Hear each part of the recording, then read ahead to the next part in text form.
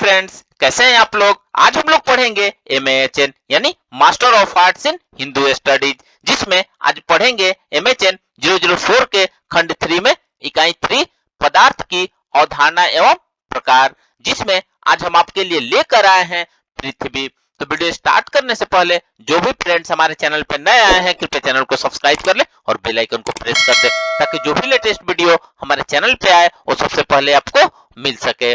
तो आइए ज्यादा टाइम को न लेते हुए चलते हैं अपने टॉपिक पर। पदार्थ की अवधारणा एवं प्रकार में पृथ्वी के बारे में पढ़ते हैं। तो आइए वीडियो को स्टार्ट करते हैं। गंध के समवायी कारण को अथवा पृथ्वीवित्त जाति से उत्पन्न द्रव्य को पृथ्वी कहते हैं।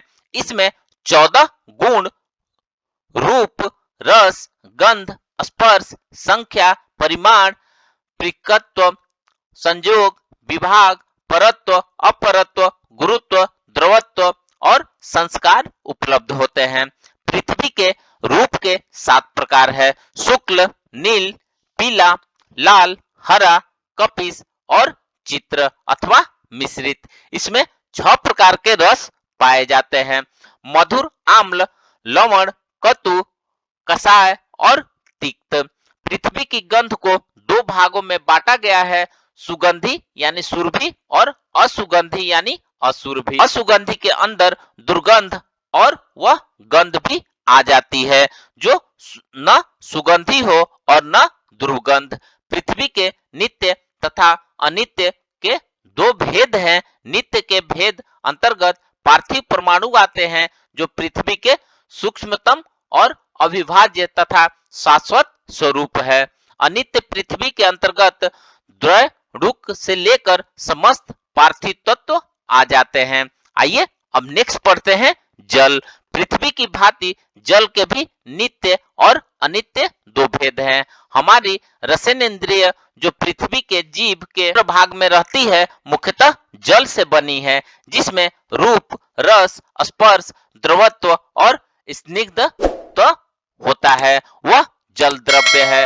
तर्क संग्रह में बताया गया है कि जल वह है जिसमें शीतल स्पर्श है। संख्या, परमाणु, पृथकत्व, संयोग, विभाग, परत्व, अपरत्व, गुरुत्व, द्रवत्व, संस्कार ये जल के सामान्य गुण हैं। जल 2 प्रकार का होता है: नित्य और अनित्य। नित्य जल परमाणु रूप है और अनित्य जल कार्य रूप। कार्य रूपी जल के भी 3 प्रकार होते हैं। आइए अब नेक्स्ट पढ़ते हैं अग्नि। स्वाभाविक उष्ण स्पर्श से युक्त द्रव्य जो तेज या अग्नि है, इनमें भास्वर शुक्ल रूप रहता है। चक्षु या आंख तेज से उत्पन्न इंद्रिय मानी जाती है और वैशेषिक अनुयायी सुवर्ण या सोने का तेजस द्रव्य मानते हैं। आइए अब नेक्स्ट पढ़ते हैं वायु। जिसमें केवल स्पर्श गुण विद्यमान हो उसे वायु द्रव्य कहते हैं। रूप रहित होने से वायु को देखा नहीं जा सकता, केवल स्पर्श के द्वारा ही उसे जाना जा सकता है। रूपहीन किंतु स्पर्श युक्त द्रव्य वायु है। त्वक या त्वचा वायु से उत्पन्न इंद्रिय है, ये उसी से वायु का प्रत्यक्ष होता है। आइए नेक्स्ट पढ़ते हैं आकाश। आकाश शब्द गुण वाला द्रव्य आकाश है। शब्द गुण का आश्रय दूसरा कोई द्रव्य नहीं हो सकता, इसलिए परिशेषानुमान से यह सिद्ध होता है कि शब्द आकाश का गुण शब्द आकाश का अनुमापक भी है। आकाश विभु है क्योंकि शब्द सर्वत्र उपलब्ध होता है। आकाश एक और नित्य है। आइए अब नेक्स्ट पढ़ते हैं काल। काल आकाश के समान काल भी वैशेषिक दर्शन का एक नित्य और व्यापक द्रव्य है। यह रूप, स्पर्श आदि गुणों से संपन्न न होने के कारण हमारे प्रत्यक्ष का विषय नहीं हो पाता है। इसलिए काल की सत्ता को सिद्ध करने के लिए अनुमान प्रमाण की आवश्यकता होती है और अनुमापक हेतुओं के रूप में वैशेषिक दर्शन में परत्व और अपरत्व को योग पद की और योग अयोग पद पर्य पर्य की शीघ्रता, क्षिप्रत्व और विलंब चिरत्व की धारणाओं को प्रस्तुत किया गया है। दिन, रात्रि, मास, ऋतु आदि के व्यवहारों को भी काल का अनुमापक माना गया है। आइए अब नेक्स्ट पढ़ते हैं द्विक। इस जगत में मूर्त द्रव्यों की अपेक्षिक स्थिति की व्याख्या के लिए एक द्विक यानी स्पेस का नाम द्रव्य भी वैशेषिक दर्शन में माना गया है। पूर्व, पश्चिम, उत्तर, दक्षिण आदि के व्यवहार के हेतु द्रव्य दिक् है। समान के काल भी दिक् एक है। नित्य एवं विभु है। संख्या, परिमाण, संयोग, विभाग और पृथकत्व 5 उसके गुण है। द्विक वस्तुतः एक एवं नित्य है, किंतु उपाधि भेद से पूर्व, पश्चिम आदि के कई प्रकार के मालूम पड़ते हैं।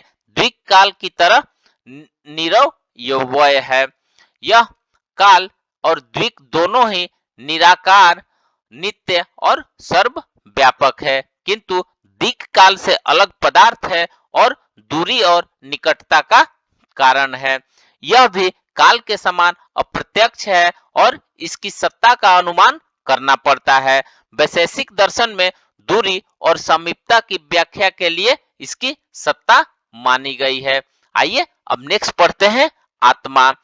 ज्ञान के अधिकरण को आत्मा कहते हैं। आत्मा का विशेष गुण चैतन्य है। प्राण, अपान, निमेष, उन्मेष, जीवन, मनोगति, इंद्रियांतर विकार, सुख दुख, इच्छा, द्वेष, प्रयत्न आत्मा के सूचक चिन्ह है।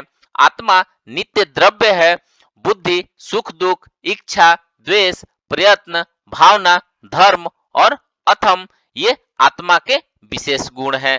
संख्या, परिमाण, संयोग, विभाग, पृथकत्व ये 5 आत्मा के सामान्य गुण हैं। बुद्धि आदि गुणों के आधार होने से आत्मा द्रव्य है और यह नित्य है। न्याय वैशेषिक दर्शन में आत्मा के 2 रूप बताए गए हैं, परमात्मा और जीवात्मा। आत्मा को सर्वज्ञ, सर्वशक्तिमान, सर्वव्यापक और एक बताया गया है। जीवात्मा के हैं और प्रत्येक शरीर में रहने वाला जीवात्मा नित्य और विभु है। प्रत्येक वात्मा में एक विशेष होता है जो अन्य आत्माओं से पृथक करता है। न्याय अधिक के अनुसार जीवात्मा कर्ता, भोक्ता तथा व्यापक है और अद्वैतवाद के अनुसार आत्मा एक है, किंतु वैशेषिक मत में जीवात्मा का अनेकत्व सिद्ध होता है। व्यय तो नाना है। इस वैशेषिक सूत्र से भी आत्मा का अनेकस्य व्यवस्थापित है। जैसे इस सुखी, कोई धनी, कोई निर्धन, कोई विद्वान और कोई मूर्ख। इस प्रकार जीवात्मा के विभिन्न अवस्थाओं को देखने से यह ज्ञात होता है कि जीवात्मा तक है और विभु होने से यह परिमाण युक्त है। आइए अब नेक्स्ट पढ़ते हैं मनस। न्याय वैशेषिक के अनुसार मन अणु और नित्य है। सुख दुख आदि ज्ञान के साधक इंद्रिय को मन कहा जाता है। शिवादित्य के अनुसार मन शून्य और क्रियाधिकरण है। मन एक है, वह अणु के रूप में प्रत्येक शरीर में प्रमाण रहता है। मीमांसक मन को मन मानते हैं, किंतु न्याय वैशेषिक मत में उसे व्यापक नहीं माना जा सकता। आत्मा समस्त शरीर में व्यापक है। यदि मन को व्यापक माना जाए तो मां को एक ही साथ समस्त वस्तुओं का ज्ञान हो जाएगा, किंतु आत्मा के पर्यापर्य देखा जाता है। अतः मनु विभु नहीं बल्कि अणु परिमाण है। मनत्व यह है कि न वह उत्पन्न होता है और न ही उसका विनाश होता है। प्रति शरीर में मन रहता है, किंतु शरीर भेद से अनेक प्रतिभासित होता है। प्रत्येक मन में एक शेष रहता है जो अपने को दूसरे मन से पृथक करता है। मन अचेतन है।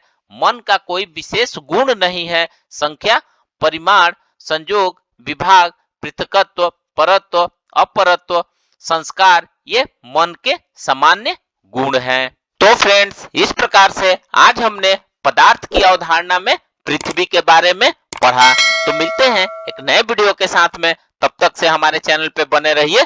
धन्यवाद।